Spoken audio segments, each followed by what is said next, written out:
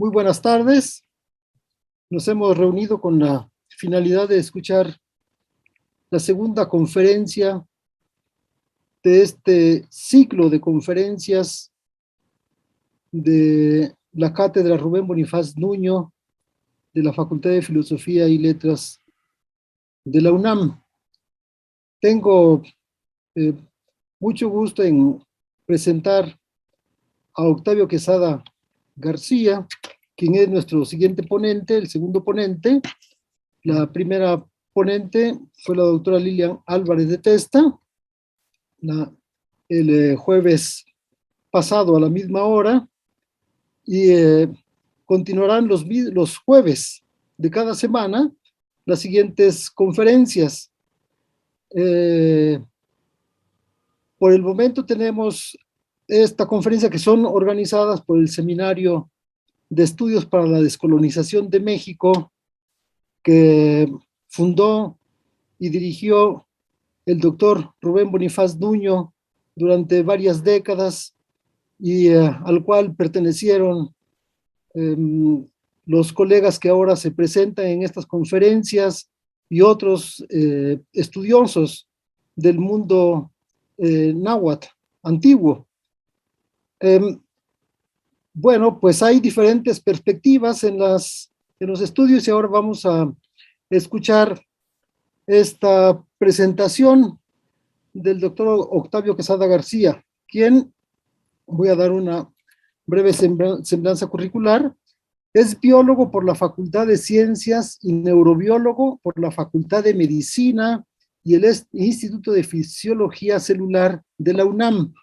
Entre 1980 y el año 2004 realizó estudios e investigación básica experimental en neurobiología celular y molecular y publicó en coautoría cerca de 30 artículos de investigación original en revistas y libros altamente especializados.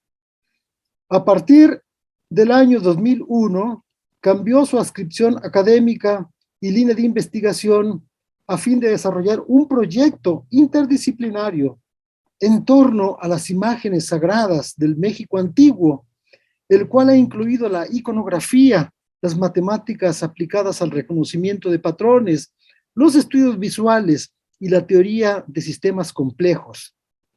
En esta área ha publicado 4 libros de autor y uno como coordinador, así como una decena de artículos y capítulos de libro.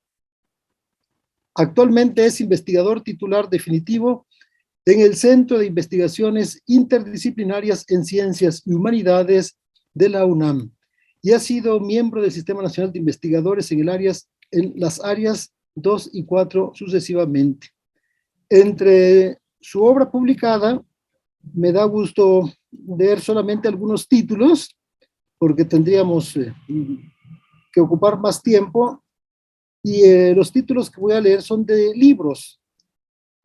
Uno se intitula Tres signos, Escritura Antigua de Mesoamérica, 2006. El segundo, La imagen del Chak, Naturalezas y signos durante el periodo clásico, 2009. 3. Iconografía olmeca, composición de signos y principio combinatorio, publicado en 2011. 4. La imagen de Cosijo y el lenguaje visual antiguo mexicano, del 2016, y como coordinador e introductor del libro Discursos y Descolonización en México y en América Latina, de 2017. Me da muchísimo gusto, no menciono ya los títulos de sus numerosos artículos y capítulos de libros que tiene publicados. Y reitero pues mi gusto, mi satisfacción por estar acompañando al colega Octavio Quesada García, quien va a participar enseguida sobre el tema. ¿Podría leer el tema, doctor Octavio? Sí, es la interpretación de las imágenes divinas según los estudios de Rubén Bonifaz Nuño. Bueno, pues muchas gracias. Tienen ustedes al doctor Octavio Quesada. Tiene la palabra, doctor. Tiene el Muchas, micrófono. Sí.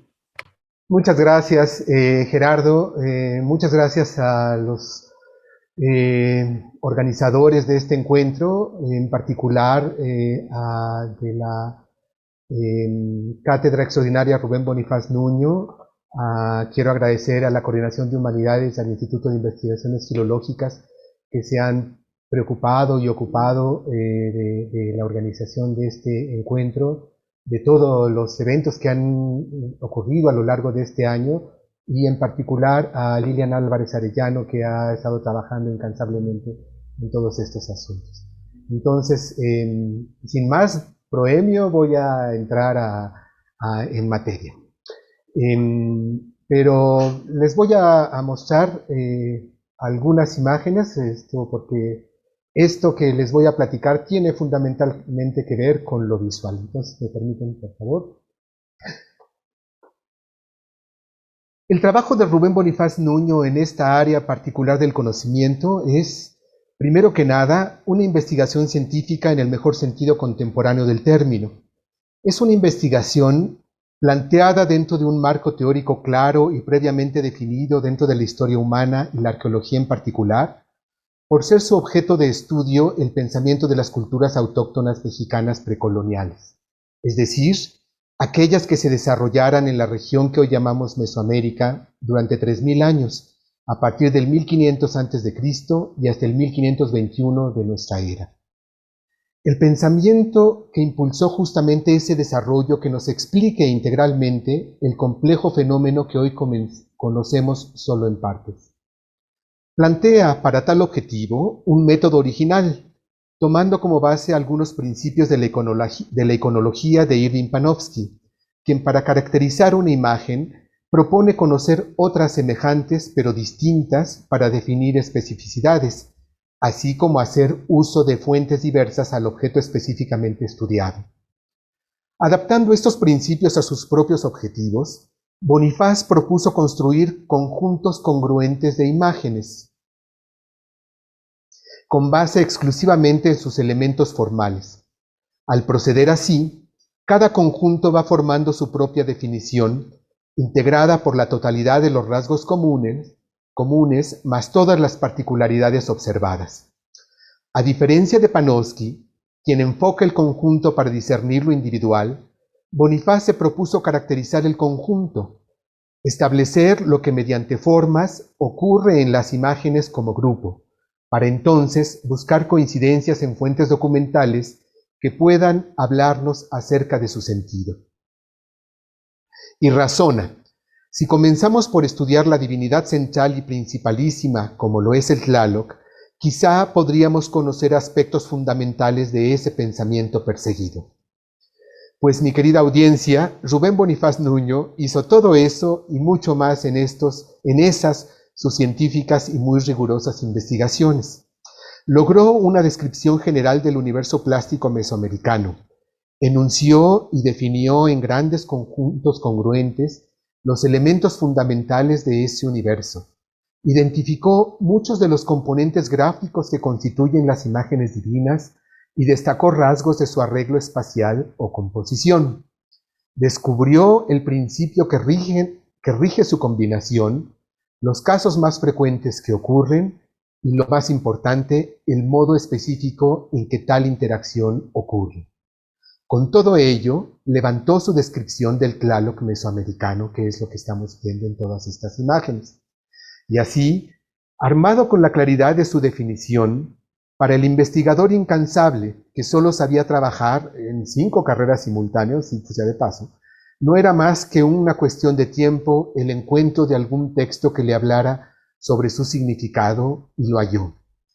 En el manuscrito francés titulado Histoire du Mexique, redactado probablemente antes de 1553, hay un pasaje entero escrito en 2 partes, donde se puede encontrar la descripción de la imagen de Tlaloc, no tal y como la enunciara Bonifaz, sino tal y como las imágenes mismas la expresan. Un ser humano, hombre o mujer, cuyos rasgos se miran transmutados dramáticamente por la presencia allí de 2 serpientes opuestas, en su boca, en sus ojos, en sus articulaciones. Pero lo verdaderamente revelador, como preveía Bonifaz al diseñar su procedimiento, es lo que el texto dice entonces acerca de la acción en que participan las dos entidades serpentinas y el ser humano. Porque allí, en ese puñado de líneas manuscritas, se narra la creación del cielo y de la tierra, es decir, del universo, ni más ni menos. Permítame la audiencia ahora hacer una breve y muy condensada exposición de los descriptores que alcanzara Rubén Bonifaz Nuño acerca de las imágenes divinas y la manera en que se ordenan para levantar la imagen de Tlaloc, para entonces arribar a su interpretación, con base en los textos coincidentes con las representaciones escultóricas de la divinidad. Permítanme exponerles, pues, la hipótesis cosmogónica y sus argumentos iconográfico y textual.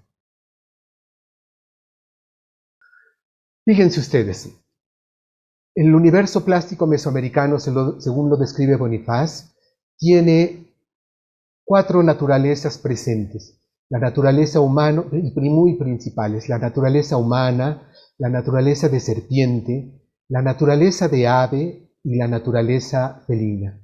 Estas 4 naturalezas se van a presentar a lo largo de las diferentes culturas, pero todas de una manera extremadamente consistente. Esta que estamos viendo, y las pongo intencionalmente así, pertenecen a la cultura mexica, es decir, a la última de las grandes culturas mesoamericanas. Estas imágenes las podemos encontrar como figuras completas, enteras, como las estamos viendo, son sustantivos, la pieza es una imagen de serpiente, o de ave, o de felino. Pero también se pueden encontrar mezcladas entre sí. Esa mezcla, nos dice Bonifaz, es normal, la más frecuente entre ellas es el de las serpientes y los seres humanos. Entonces, esas combinaciones las vamos a encontrar repetidamente en toda su iconografía, tanto en la de los olmecas como las que estamos viendo ahorita, como en el resto de las culturas mesoamericanas.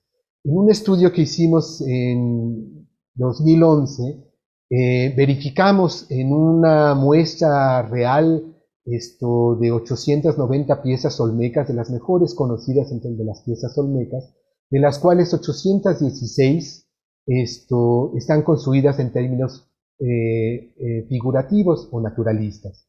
Como pueden ver aquí, lo que podemos ver es que las 4 naturalezas que acabo de mencionar, el ser humano, la serpiente, el ave y los felinos, ocupan la gran, inmensa mayoría, prácticamente toda la muestra entera.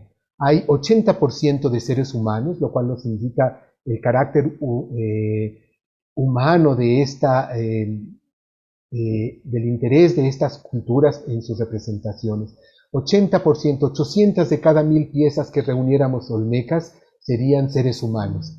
Después vienen las serpientes, pero a un orden de magnitud menor, es decir, 8%, humanos tenemos 80%, 8% alrededor de este número serían serpientes, 6% resultaron ser aves, 3.1 felinos, lo cual en suma ya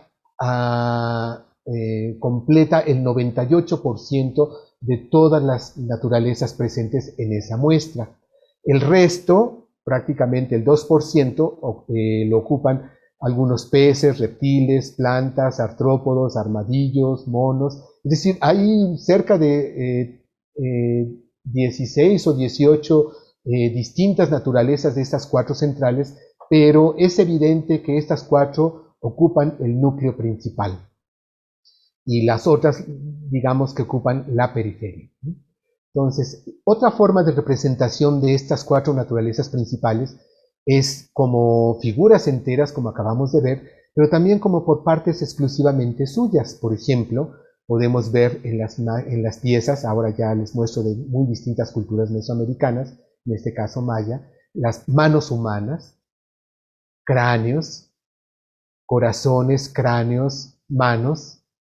En el caso de las serpientes podemos ver colmillos, se pueden encontrar representadas por las lenguas bífidas, por esta forma particular de construir los ojos, que es como un elemento como en ceja y el ojo propiamente dicho abajo de él. Por la proyección de la mandíbula superior, que siempre obedece a un movimiento plástico de avance y ascenso, hasta que finalmente la mandíbula acaba desarrollándose hacia atrás y los ojos también altamente estilizados. Por esos elementos, o por los colmillos, o por la lengua bífida, como se ve en este caso, se pueden representar, comportan en sí mismo la naturaleza serpentina o la de las naturalezas que estamos viendo. En el caso de las aves podemos encontrar su cabeza, podemos encontrar los picos, podemos encontrar alas, plumas, por supuesto, o plumas en un arreglo trapecial para representar la parte caudal de las aves, o plumas nada más organizadas como grandes penachos, por ejemplo, en este caso del penacho que se encuentra en Viena. Pero también las aves pueden representarse por la forma de sus patas, con 3 dedos hacia adelante y uno opuesto, por ejemplo, ¿no? En el caso de los felinos, pues bueno, tenemos la zarpa con 4 garras y una forma como de espolón, digamos, hacia atrás, o las manchas de su piel, o la cola gruesa, larga, o las orejas, o la forma de unas orejas peculiares de los que muestran los felinos, también pueden representar esta naturaleza en la iconografía antigua. Entonces, el punto importante es que mediante estos rasgos, las 4 naturalezas pueden combinarse entre sí. Entonces, se generan lo que nosotros hemos llamado sintagmas visuales, es decir, tenemos una figura que es el sustantivo principal, en este caso una figura humana, pero que tiene alas, es decir, es un ser humano convertido en ave, hecho ave, o que tiene un rasgo del ave, como esta también, mexica. Esta de Cacaxtla, por ejemplo, representa un ser humano felinizado, como esta también. Vean ustedes la parte de los pies, como tienen esas 4 garras y el espolón. Tienen también estas orejas redondeadas y en posición no lateral como lo tenemos los humanos, sino en una parte más temporal del cráneo como lo tienen los felinos. Esta imagen, por ejemplo, lo que estamos viendo es un ave cuyas alas están formadas por 2 cabezas de serpiente, o esta serpiente felinizada es otro ejemplo de estos sintagmas visuales. Lo importante aquí entonces de mencionar es que mediante la mezcla de los rasgos peculiares exclusivos de cada una de esas 4 naturalezas se forman las imágenes divinas en el pensamiento, en la iconografía mesoamericana. Pero están mezclando solamente estas 4 naturalezas. No quiere decir que otras naturalezas participen de estas fusiones, pero estas son fundamentalmente las principales. Entonces, eso fue una de las observaciones importantes que hizo Bonifacio. Aquí podemos ver en el estudio que después nosotros mismos realizamos cómo si hacemos una matriz entre las 4 naturalezas principales, es decir, los humanos, las serpientes, los aves y los felinos, y las hacemos cruzar contra las adjetivaciones que hemos llamado así a la presencia de rasgos de otra naturaleza en una de ellas, podemos observar lo siguiente. Primero, que las 4 naturalezas individuales están firmemente representadas en ese conjunto, en ese universo plástico. Pero segundo, que hay ciertas combinaciones, por ejemplo, las aves humanizadas o los felinos humanizados simplemente no existen. En el caso de estas, tengo que enfatizar siempre que esta es una muestra estrictamente olmeca. Entonces hay varios ceros, es decir, hay combinaciones que no existen simplemente. Son sintagmas que nunca se escriben, son como si fueran probablemente faltas de ortografía, si lo quieren ver así, como un lenguaje. Frases que no están escritas, o por lo menos en la muestra que hemos tomado no aparecen. Quiero decir que esta muestra se ha reiterado ahora con prácticamente casi el doble de imágenes y nos arroja aproximadamente los mismos resultados. Y el resultado más importante sin duda es la cantidad importantísima que hay.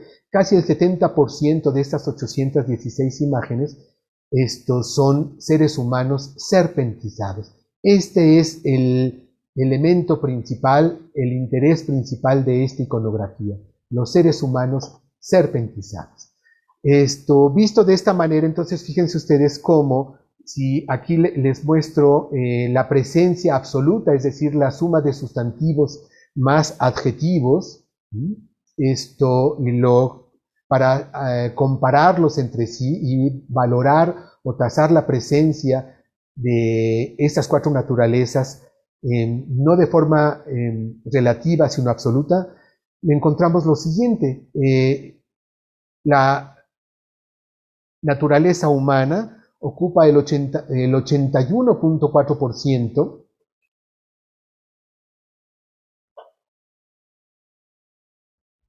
está presente en el 81.4% de las imágenes, pero la imagen de la serpiente, al estar considerando también las veces en las que aparece como adjetivo, entonces esto se iguala prácticamente con la presencia humana. Fíjense ustedes ahora cómo tienen prácticamente el mismo valor, es algo muy sorprendente, lo cual nos está indicando que hay una relación importante entre humanos y serpientes por una parte, mientras que las aves y los felinos están formando un subgrupo también aparte. Otra observación que hizo Bonifaz es la presencia como una entidad iconográfica independiente que podemos reconocer de dos serpientes opuestas. Esto va a aparecer tanto en la cultura olmeca como todos estos ejemplos que les voy a mostrar. Esto anterior que les mostraba está labrado en la base de una piedra, está ilustrado así en verde nada más y separado de todo lo demás para que se pueda leer, pero se ven las dos cabezas de serpiente enfrentadas, las estamos viendo nosotros de perfil, podemos identificar su naturaleza serpentina por los colmillos curvos, hendidos y hacia atrás, que es la forma convencional de su representación.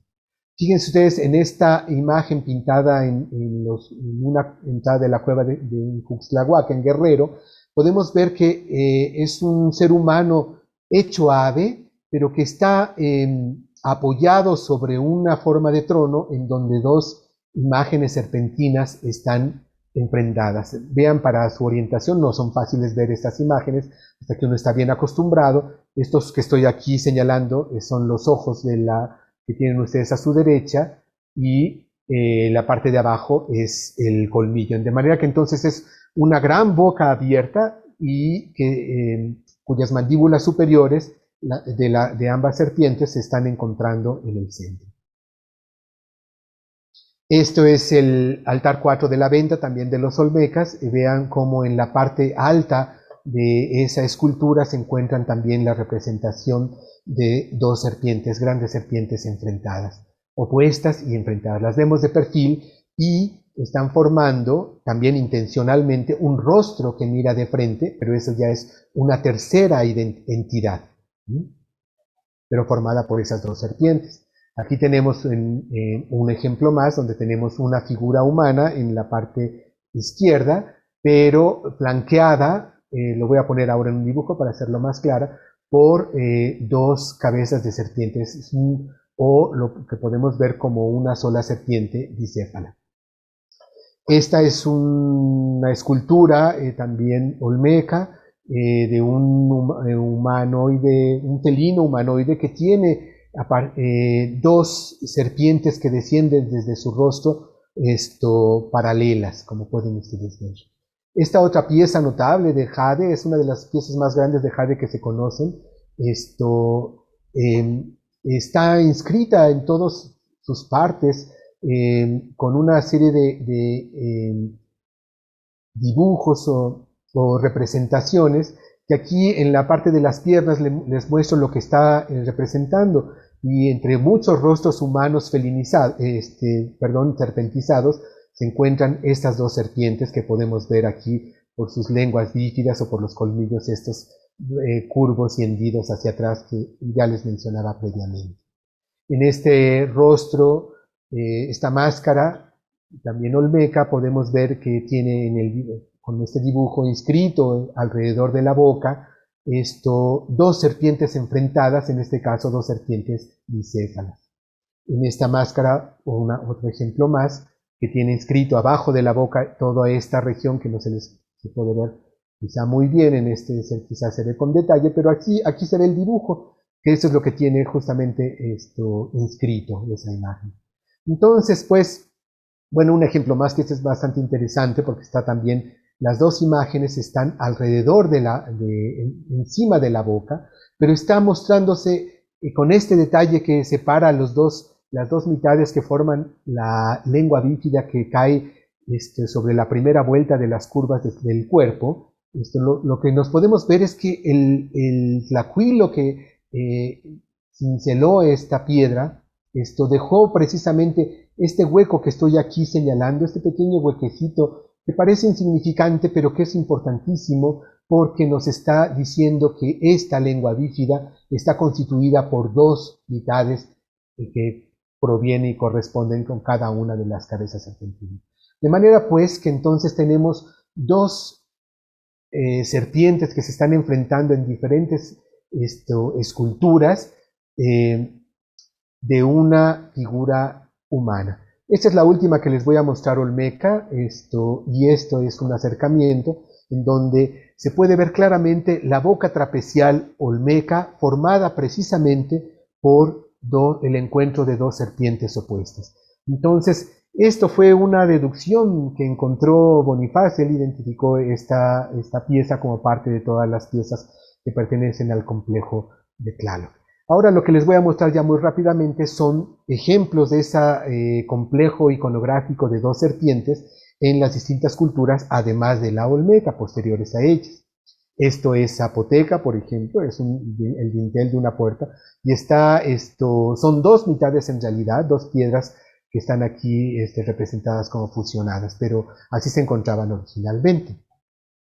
Esto es en Chichén Itzá, en donde los itzáes, cuando hacen suya la ciudad antigua de Chichén, le añaden a muchos de los monumentos que se encuentran allí estas serpientes bicéfalas que representan el mismo principio. Bueno, vamos a decir, ahorita estamos en la pura descripción iconográfica, entonces se presentan pues allí añadidos encima, ¿no? O sea, los itzáes no transformaron las representaciones del Chacmaya, sino que a esas imágenes les añadieron otros elementos gráficos. Esto, bueno, es de un códice. Esta es la única pieza postcolonial que les voy a mostrar, porque está en papel colonial, pero es el códice borbónico que fue dibujado muy de acuerdo, en principio, a las tradiciones antiguas. Pero ahí podemos ver claramente a las dos serpientes o a la serpiente bicéfala formando este signo en particular en forma de U. Pero bueno, no necesitamos recurrir a esos ejemplos postcoloniales y vamos a ver cómo, por ejemplo, aquí esta es la pieza famosa que se encuentra en el Museo Británico, también de la cultura mexica, pero dentro de la escuela mixteca del trabajo en mosaico. Esto también es maya, es decir, las dos serpientes las podemos encontrar enroscadas entre sí y separándose, pero como bien señaló Bonifaz, construyendo una entidad independiente.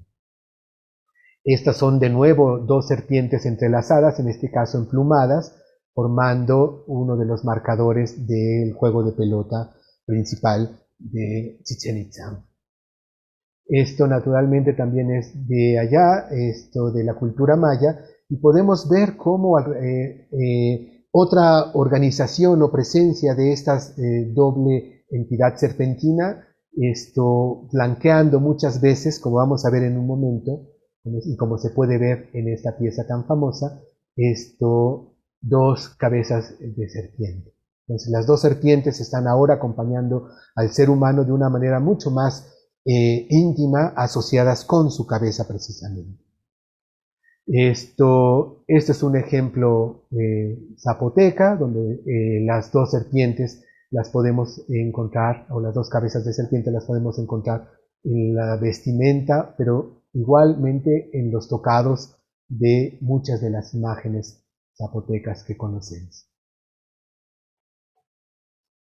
Esto es de Veracruz y tenemos el mismo caso, un ser humano que tiene coronándose a sí mismo, primero por dos cabezas de serpiente opuestas, en este caso divergentes, o como esta también, en el del códice Laúd, de origen náhuatl, mixteco, perdón. Esta que ya acabamos de ver, esta pieza maya, ahora fíjense, están las serpientes representadas enteras. Aquí donde estoy señalando en la parte de abajo, está el cascabel caudal de cada una de ellas, luego los cuerpos pasan por detrás de la figura humana, se entrelazan, se señala aquí, se sugiere el entrelazamiento en el que está ocurriendo, y las dos cabezas formando unidad ya con la figura humana. En la cultura maya esa representación se reiteró muchísimas veces en la forma de la barra ceremonial que presentan muchas veces en las manos, oprimiéndola contra el cuerpo como una forma, la parte más preciada de la vestimenta que portan estas imágenes. También podemos encontrar el conjunto de las dos serpientes en ausencia aparentemente de la figura humana, pero esto es un asiento ceremonial, esto también de Chichén Itzá, en la cultura maya, formado por dos cabezas de serpiente, o estas dos, formando la parte circular de la piedra del sol de la cultura mexica. Si ustedes se recuerdan la parte de más abajo, son esas dos serpientes que se están reuniendo hacia adelante y de las cuales cada una está surgiendo un rostro humano. Esto también es mexica.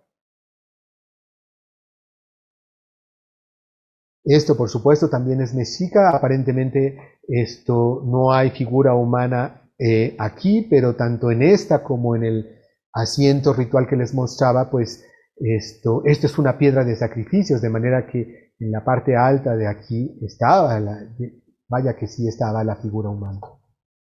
Esto es del códice Laúd también, donde vemos otra vez esta misma composición, las dos serpientes asociándose con la figura humana.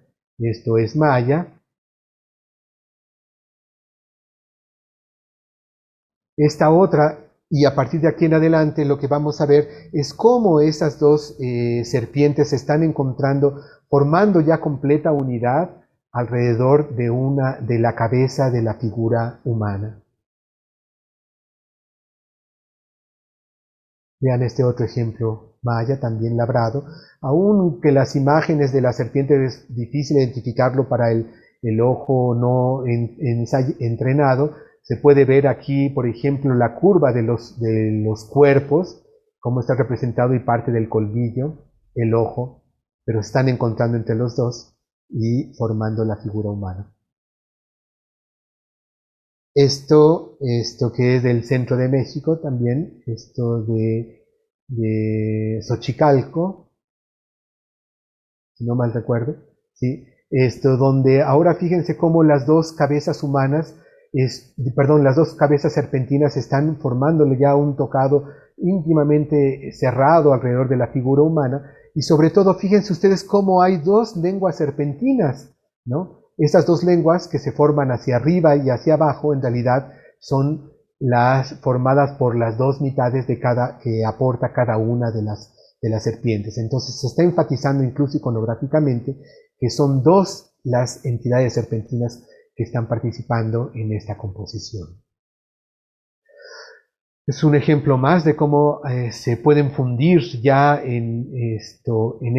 las mandíbulas superiores de esas serpientes en una sola y constituyendo de paso un signo abstracto que también ya tenemos bien caracterizado y que es parte de la imagen de Tlaloc también.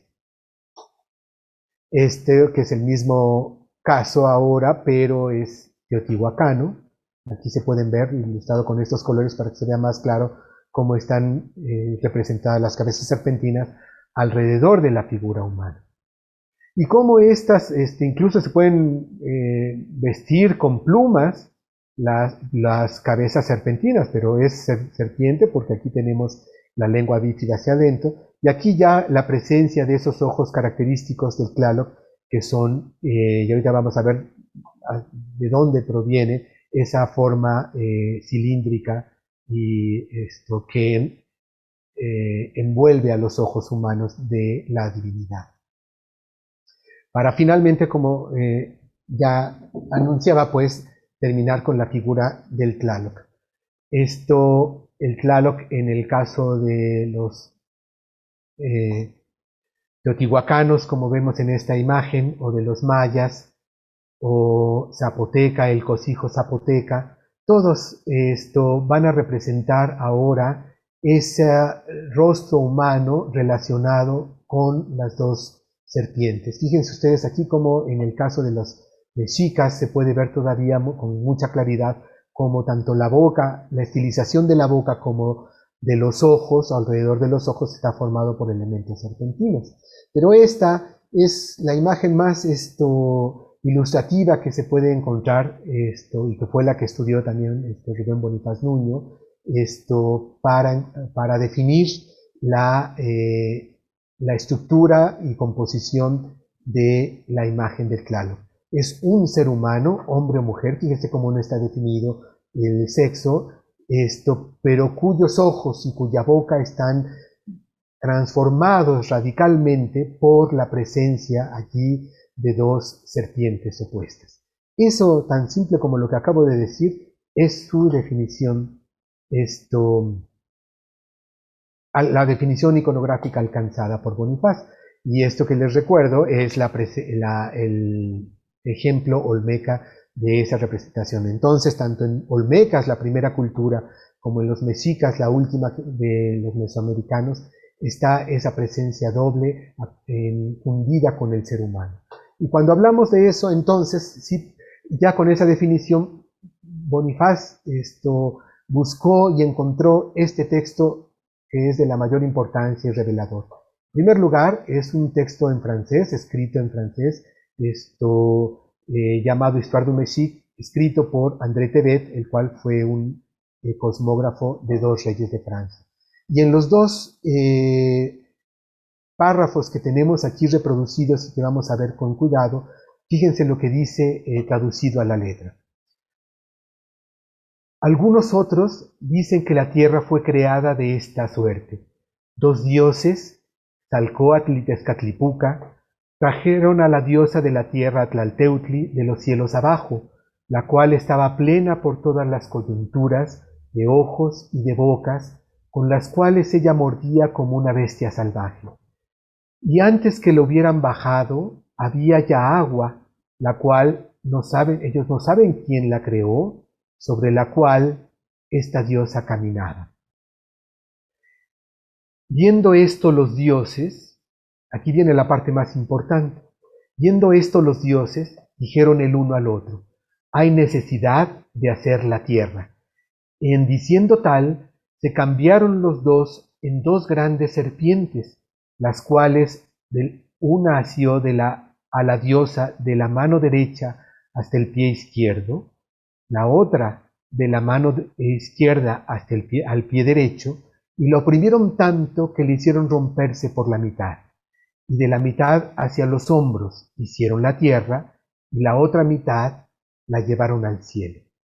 Pero antes, justamente en la foja previa a este párrafo, había dicho lo siguiente: esta última creación la atribuyen los mexicanos al dios Tezcatlipoca y a un otro dicho Ejecatl, es decir, aire, los cuales dicen habían hecho el cielo de esta manera. Entonces tenemos a los mismos participantes, al dios Tezcatlipoca, a su compañero Ejecatl, que es otro nombre de Quetzalcóatl, y el acto en el que están participando. Hicieron el cielo. ¿Y cómo lo hicieron? Entonces, aquí viene. Había una diosa llamada Tlaltentl, que es la misma tierra, la cual según ellos tenía figura de hombre, otros dicen que de mujer. Entonces, como bien observa Bonifaz, lo importante es que, bueno, en la tesis de Bonifaz es que estos dos párrafos en realidad fueron separados por el autor que redactó esto, que lo tradujo del español, pero que estamos hablando del mismo acto creacional, puesto que participan los mismos tres personajes, el dios Quetzalcóatl, el dios Tezcatlipoca y la diosa Tlaltentli. ¿Y qué es lo que está ocurriendo? En el caso anterior, vimos en el párrafo anterior, dice cómo construyeron, levantaron con una de las mitades en la que dividieron el cuerpo humano original para construir la tierra, pero aquí es como ahora nos está diciendo cómo levantaron el cielo. Entonces fíjense ustedes, el dios Tezcatlipoca y su compañero dicho Ejecatl entraron a la diosa y se ensamblaron, se encontraron, se reunieron, aquí dice asamblearon literalmente, en el corazón de la diosa, que es el medio de la tierra, refrenda la identificación de esta, y dice, y estando así ensamblados, formaron el cielo. Entonces, pues la conclusión de Bonifaz, naturalmente, es esta que les acabo de mencionar. Este texto se refiere a la creación del mundo.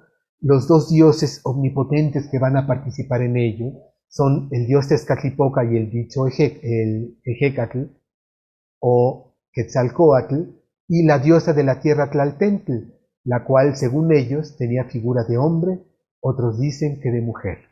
Y juntos, así, dividiendo el cuerpo humano original en dos, crearon tanto el cielo como la tierra.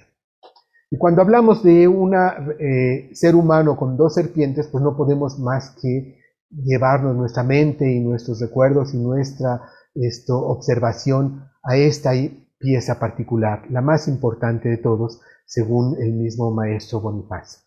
Esta pieza está formada por un ser humano, un gran ser humano, está de pie, tiene grandes pies, tiene codos, tiene, como puede verse aquí adelante, es una mujer, tiene pechos, perdón, tiene una extensa espalda y tiene dos serpientes que le están sustituyendo diferentes partes de su propio cuerpo. La cabeza, primeramente, cada una de las manos, como puede verse en estos detalles. Tiene además en las articulaciones, tanto en los codos como en los hombros, ojos y bocas, justamente como describe el texto del Histoire du Messie. Miren ustedes, aquí están los ojos y las bocas de esas serpientes. Esto tiene dos serpientes formándole el cinturón que sostiene la falda, la cual está construida por una continuidad de serpientes. También, finalmente, estas dos serpientes en la composición total descienden entre las piernas, una queda entre los pies viendo hacia adelante, es esta, mientras que la otra ahora está viendo hacia atrás, de manera que están formando esas dos de hasta abajo una especie de cruz con las de la cabeza. Esto es un detalle de los codos y los hombros de esta misma escultura para que vean cómo está en sus articulaciones, en los hombros, en los codos, en los pies mismos, están formados por ojos y bocas. Los pies mismos ahora toman volumen pleno esos ojos y esas bocas y le están construyendo el sostén de esa imagen.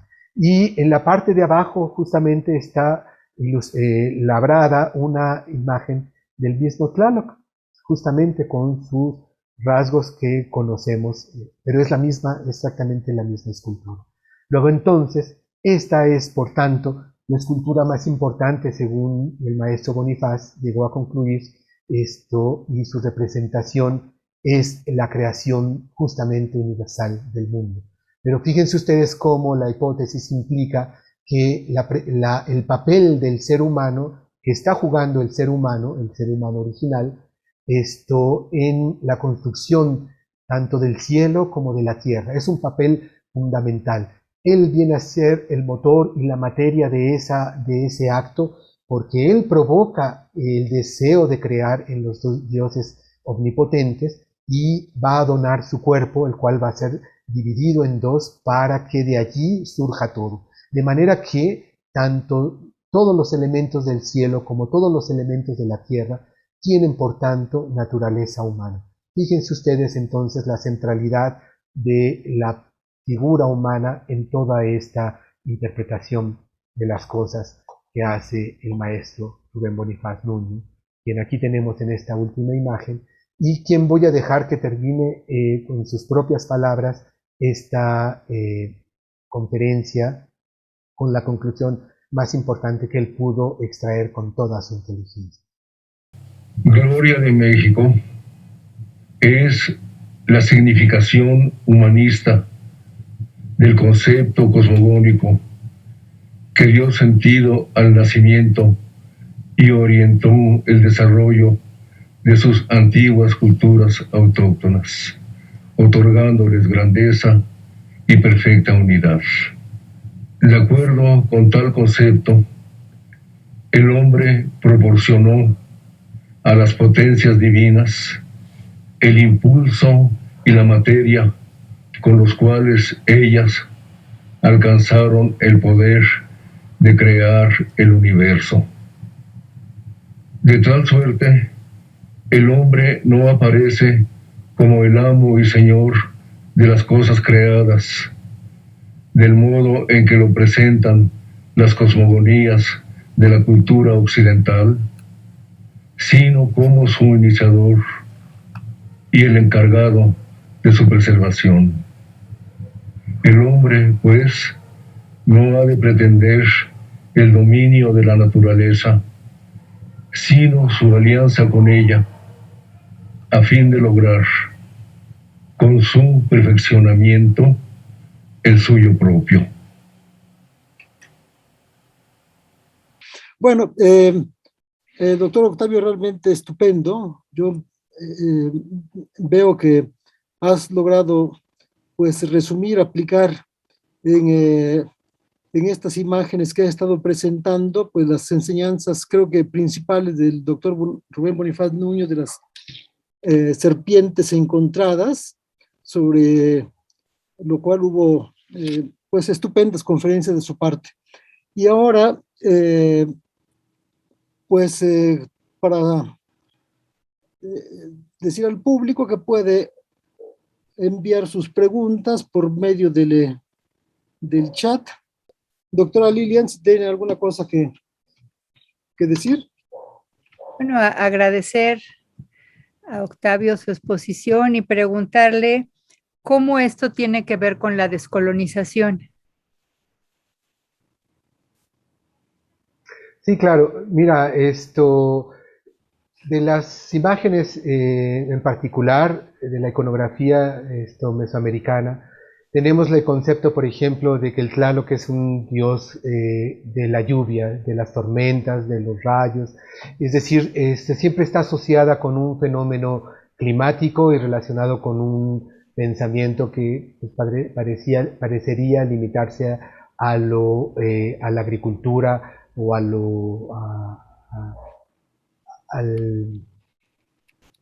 las cosechas y que todo funcione bien en ese sentido.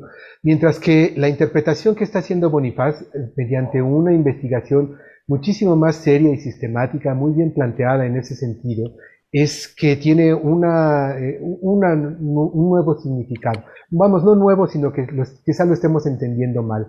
Y ese significado que ahora él está exponiendo en su hipótesis cosmogónica tiene fundamento en las imágenes y tiene como base el argumento textual del Estado de Mexic, y está redimensionando naturalmente no solamente la imagen de la divinidad, sino nos está hablando del pensamiento que está detrás del impulso, del desarrollo civilizador que todas estas culturas tuvieron. Entonces, comenzando desde la Olmeca y terminando en la Mexica.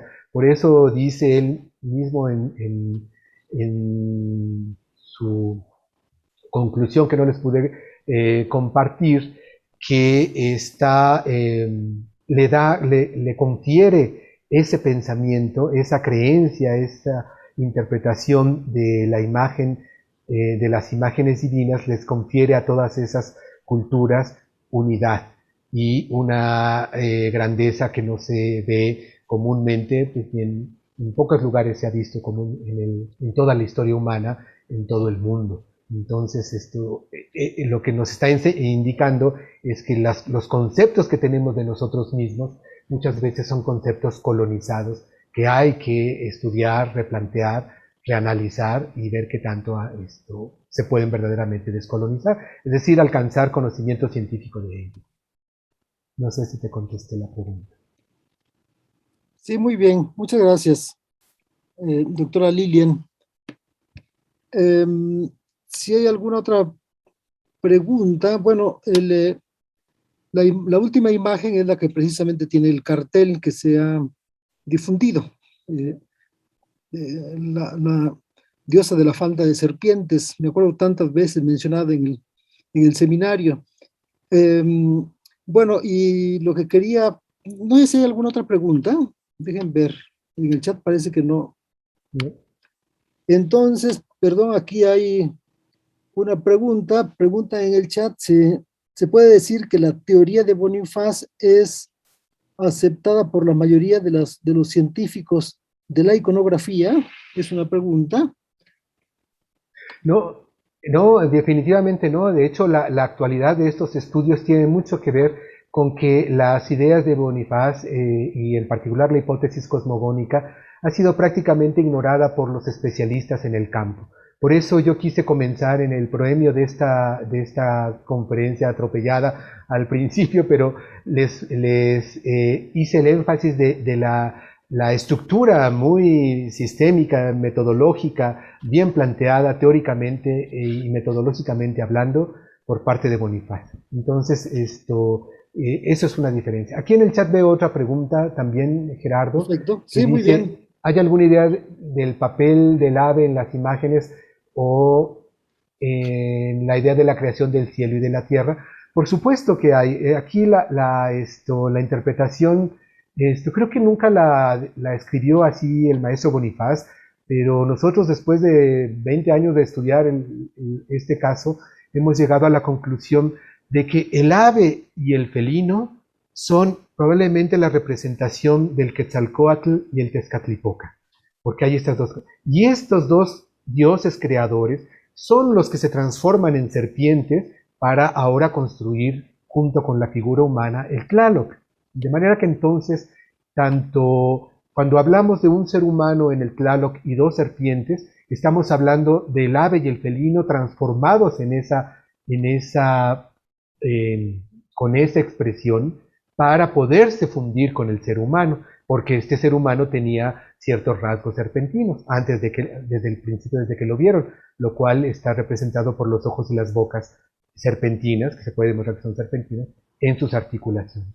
Entonces, el ave y el felino son los dos dioses creadores, nada más que transformados de tal manera que logran construir al concepto que es el Tlaloc mismo, es el ser creador, la actitud creadora del hombre no se extingue con la creación, sino, como decía Bonifaz, la creación es un proceso interminable. Pero ahora ese hombre está asistido, tiene en su constitución intrínseca la presencia tanto del ave como del felino, es decir, del Quetzalcóatl y del Tezcatlipoca. Entonces, esa sería la respuesta a la pregunta que se nos envió aquí. Y hay Muchas gracias. Hay otra pregunta más enseguida, que puedes ver cómo se relacionan las ideas de Rubén Bonifaz con la de León Portilla. ¿Deben de excluirse? Pues en cuanto, sí, pero no en todo. Sí son excluyentes en cuanto al origen, al mito creacional que se toma en consideración. Normalmente en los trabajos del doctor León Portilla se utilizó y se estudió con mucho cuidado la leyenda, lo que se conoce como la leyenda de los 5 soles, que es uno de los mitos más presentes en las crónicas. pero el maestro Bonifaz encontró otro texto que sí se adapta a las imágenes directamente, mientras que la leyenda de los 5 soles, pues solo encontramos algunas correlaciones iconográficas, pero nada más en la cultura mexica y no en todas las otras culturas, y nada se encuentra en la cultura olmeca, por ejemplo. Entonces, eso generaría una ruptura entre lo olmeca y todo lo demás. Y aquí en el chat tengo otra pregunta, Gerardo. Muy bien, sí, continúa así. Esto es de Abril Quesada y dice si se ha encontrado iconografía similar en la cultura inca. Eso, bueno, es una pregunta muy interesante porque ciertamente se han encontrado algunas correlaciones con toda esa iconografía, no nada más de la inca que señala aquí nuestra audiencia, sino también de muchas otras culturas que ocuparon Perú y la zona intermedia, es decir, lo que ya no se reconoce como Mesoamérica y antes de que comiencen los Andes centrales.